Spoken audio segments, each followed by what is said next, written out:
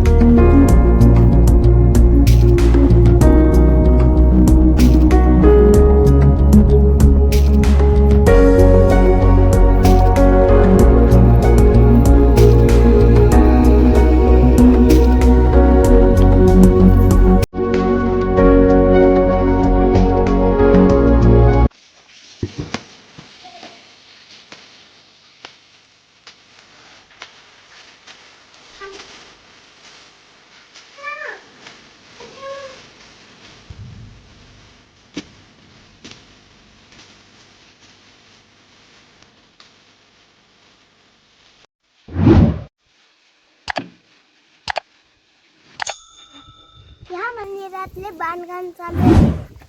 हे केलं खिडक्या बिडक्या, आता ते धुवायचं चालू आहे.